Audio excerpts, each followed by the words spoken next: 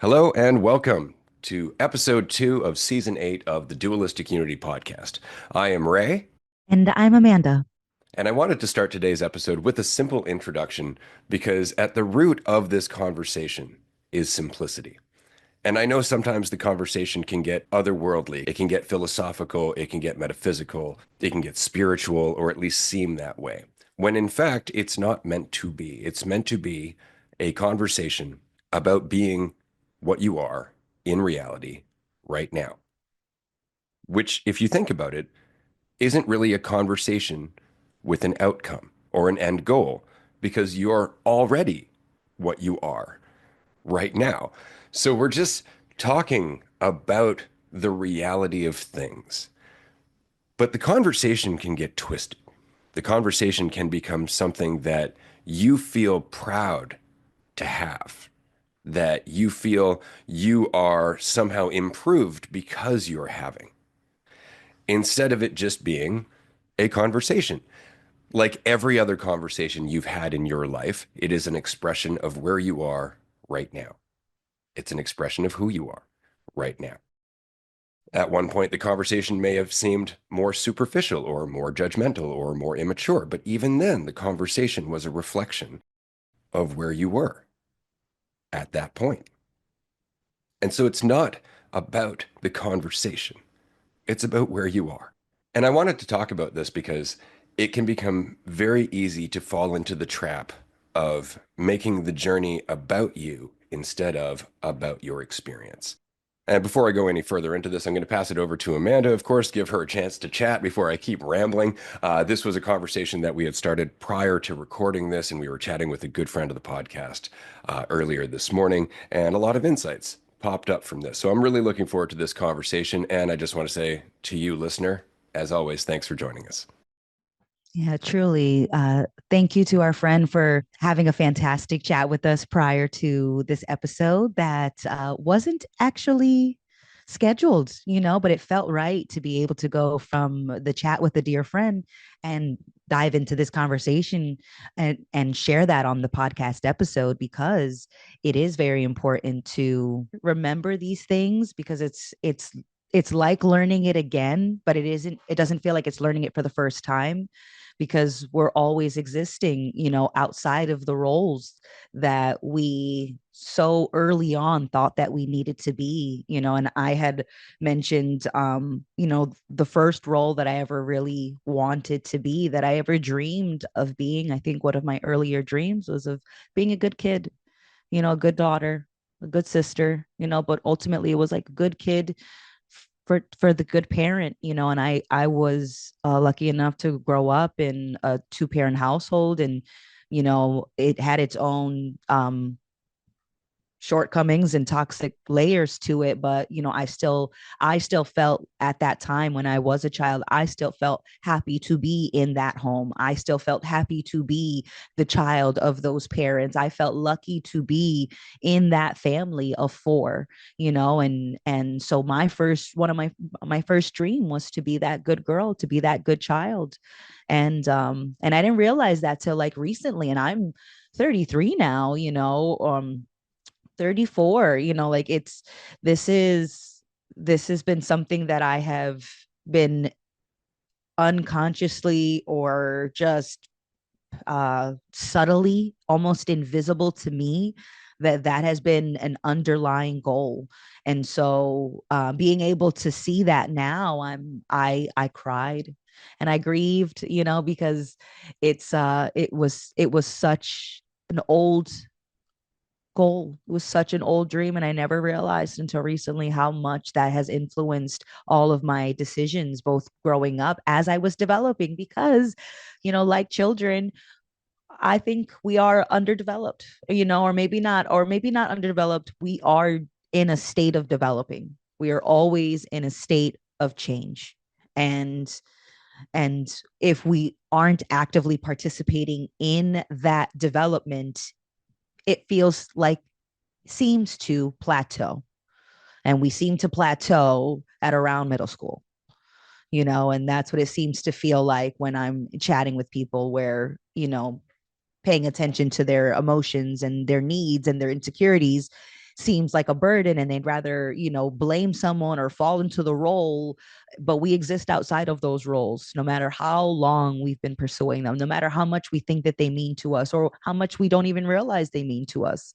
And so now I think back to that old goal, and I'm glad that I still have it. And I mean that, like, I have it like I'm holding on to an old child's toy. It's not a dream that I want to pursue anymore. I still have a relationship with my family, to the degree that I do, but that's not the goal, isn't to be the role. And but I really treasure that I felt like that was something that I wanted. Like, I'm okay that that is something that I deeply wanted for decades of my life. And I'm glad that I wanted it, and I'm so grateful that I have, like, space outside of that role, and now I exist outside of that role, and yet I still get to appreciate that role. And it's so interesting about roles because, as you were saying, sometimes it feels like some people are stuck in almost, a middle school to high school mentality where they're still trying to invest in a role, compare themselves to other people's roles, compare themselves to roles that they dictate to be the wrong role versus the right role, all of that stuff. And so it's easy to forget, having this conversation, for example, being 8 seasons into it, that there is a journey that we go through where at first we are playing all of these roles. It's almost like a necessary step. And it feels like we're just going from A to B, A to B, A to B, always looking for the end result, always trying to get somewhere, always trying to be something, always doing this thing. And then eventually we come to a point, eventually, hopefully, where we start to look a little beyond that because we recognize that it's exhausting, that we feel very confused, that we're never satisfied, that it really doesn't go anywhere. And so we start looking into philosophy, and we start looking into spirituality, and we start looking, into Eckhart Tolle, for example, or Thich Nhat Hanh or Krishnamurti, or we look into all of these things and we start to become aware of awareness. Like, we start to become aware that there is a thing outside just playing the role almost on autopilot, assuming that if you play it well enough, it's going to play out in a certain way. Instead, you learn, oh, there's an experience where I'm aware that I'm playing that role. I'm aware that I'm not actually that role. There's more to it. And then we come up with expressions like ego death, for example. But suddenly we are faced with this new world where now it's not just the roles, it's the awareness of the roles. And so we start digging into quote unquote conscious content.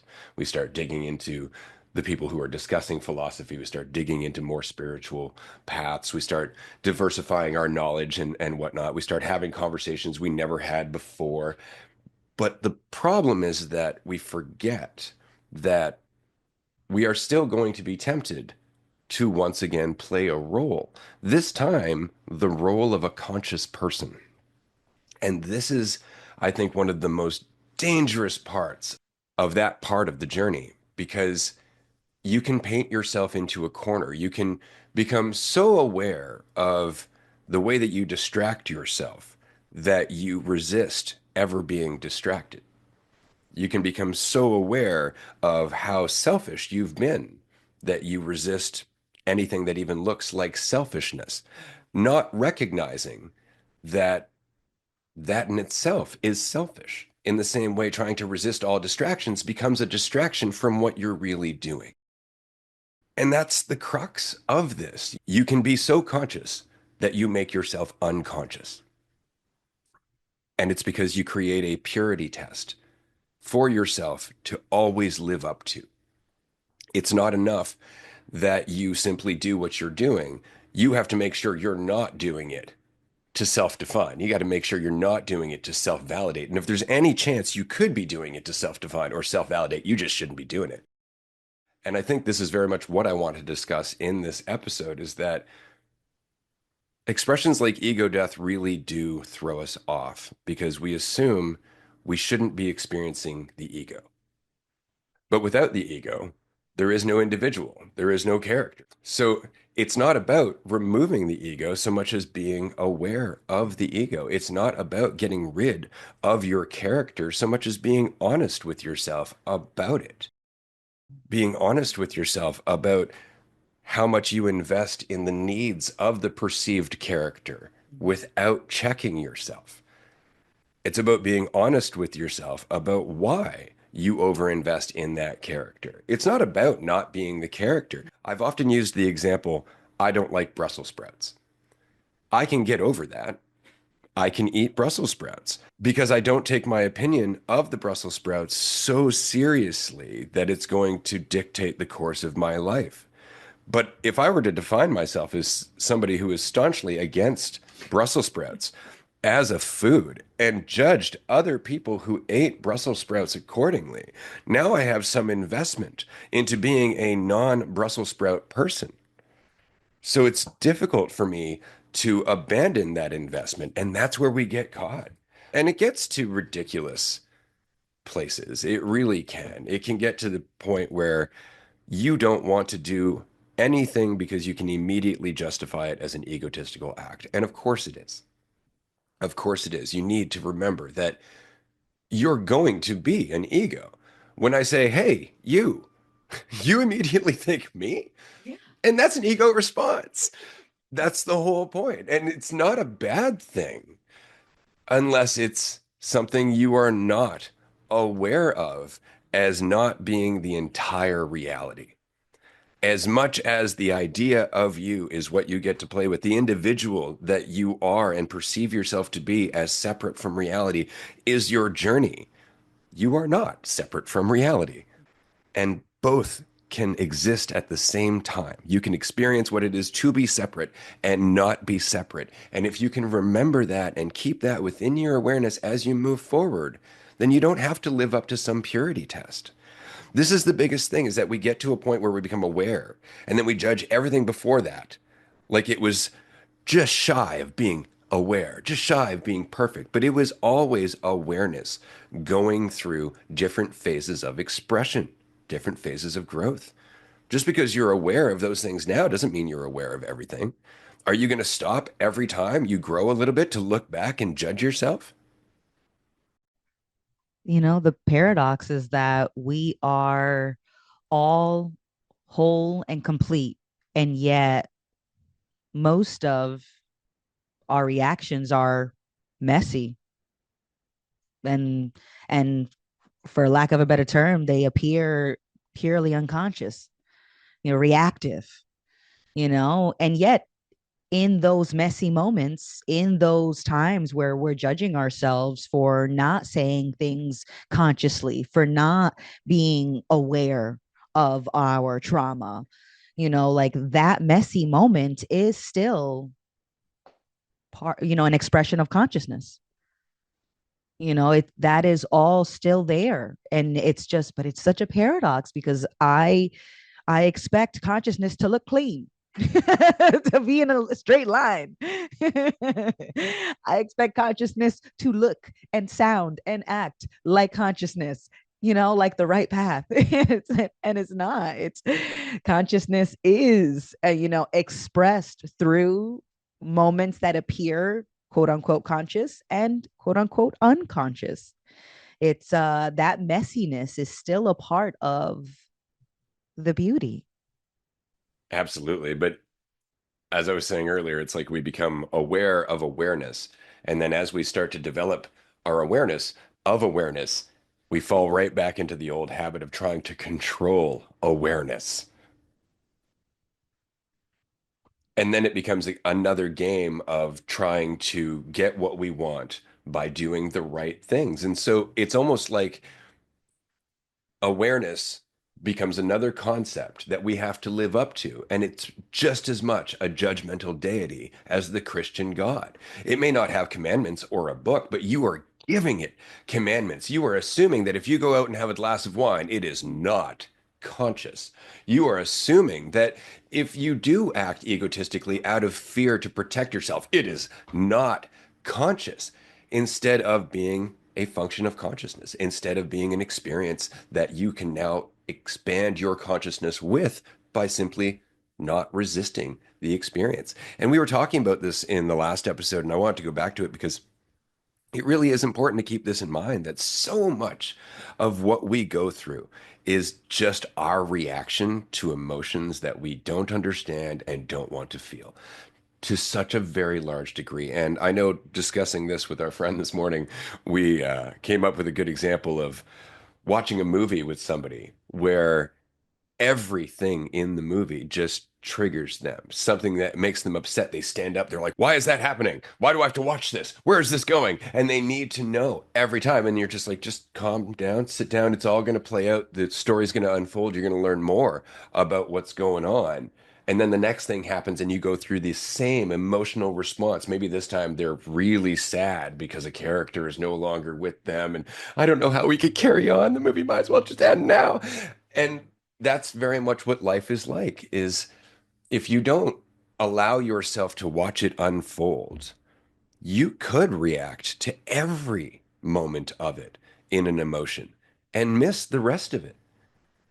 And so a lot of growing up is really just learning to sit through the emotions that maybe you don't like, the emotions that make you uncomfortable, the emotions that require you to be a little self-honest, and then just see what comes out the other side. But a lot of what we do collectively and individually, a lot of our society as a whole is really bent around this idea of just feeling better. Like the idea of feeling guilt and regret is somehow a bad thing, when in fact the weight of those feelings is what drives the emotional content behind the insight that you have that could change you. I was saying this to somebody about a week ago. How can you learn hard lessons without experiencing hard feelings? It's those hard feelings that drive it home. And it's those hard feelings that we try to get away from. And that's, again, the danger of the conscious spiritual path, is that you can justify almost anything by just existing in the one side, the unifying side, and ignore the fact that you are still having a very real impact in the world. You can ignore the fact that you are still the character as much as you are not. This is why it's important to be honest with yourself about all kinds of things, including whether or not you are feeling stressed out. Because if you're feeling stressed out, you are afraid. You are exercising a sense of control. There are things in that mentality that are going to come out, and you're going to see how your fear manifests. You're going to see how you try to cope with it. And it's in those moments of breathing, recognizing that you're stressed, slowing down and loosening your grip a bit, that you start to see other paths. But while you're in that mentality, all you can see is, once again, the problem, what it means about you, and an outcome that you are shooting for. And it changes your mentality. And something I think that everyone shares in common is that we want to be seen without having to ask for it. And that is a very difficult thing. That's a very difficult position to put everybody around you in, is you want them to see you, and you don't want to have to ask them to notice you, to pay attention to you. Well, we could notice ourselves. I could pay attention to me. And I ask myself in moments where I am, quote unquote, like having a moment by myself, like, why isn't my attention enough? Why isn't me seeing me enough? Why do I need other people to see me? What are they even looking at? What if no one could ever see me? And and that's more likely the case, because I can't honestly say that I've ever seen the like seen someone.